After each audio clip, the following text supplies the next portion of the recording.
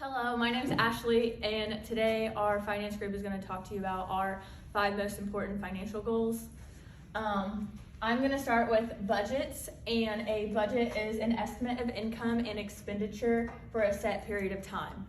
Budgets in the short run, the best benefits would be, as we're all going out into the world and getting our first jobs, having a budget to set your rent, your food money for the month, or your gas money for the month, just to keep you in line and not spending more than you make. Basically, a budget helps you stay in line. But if you budget early, that will allow you to have better budgeting habits for your long-term budgeting goals of maybe owning a house someday, or other maybe vehicles or other assets that cost more money that you would need to budget for.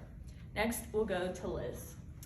I'm Liz, and I'm going to be talking about the 80-10-10 rule, and what that is 80% of your income will go towards living expenses, 10% of your income will go towards savings, and 10% will go towards giving. So say you and your spouse have a combined income of $5,000 per month. When we break that down with the 80-10-10 rule, it will look kind of like this. So $4,000 would go towards living expenses, stuff like food, utilities, transportation, medical, entertainment, and miscellaneous expenses. So like transportation, your car, utilities for your house, food because you need to eat. And then $500 will go towards savings and investments. And then $500 will go towards giving for like nonprofit organizations, churches, and charities. And the next I'm gonna pass it over to Aaron. I'm Aaron, and I'm going to be talking about goals. It may sound silly or simple, but setting goals are very important to do for the rest of your life, whether that be faith goals, financial goals, or life goals. It can be beneficial to put something down in paper and actually write it down, so you can continually kind of go back and just look and have like follow-ups to see how you're doing.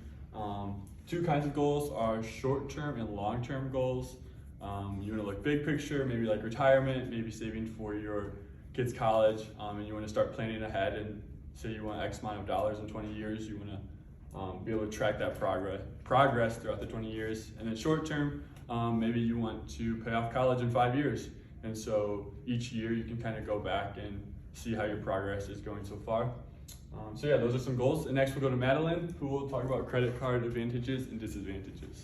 So I am Madeline, and I am going to be talking about credit cards. As much as credit cards have a very negative connotation to them, there are also like advantages to them. And so some of those advantages are convenience. A lot of people have the ability to purchase things that they necessarily wouldn't purchase at the moment because of money. And so there's convenience with having money now to pay on later.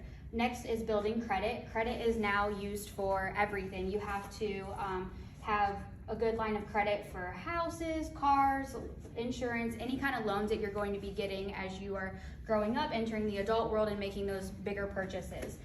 It's better to start building credit early than later. I know personally I've run into not having credit long enough when I've been looking for a new car. Some other advantages are member perks. A lot of credit cards have various benefits to them, whether you get cash back for restaurants, gas stations, things like that.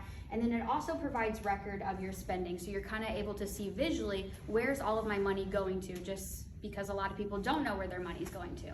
However, there are some disadvantages to credit cards to keep in mind. There's a lot of temptation that comes with credit cards because they think, oh, I have all this money that I can have and just spend whenever and don't pay it back. So that results in overspending. And then when you overspend, there's interest charges and fees that you run into. Now to Noah.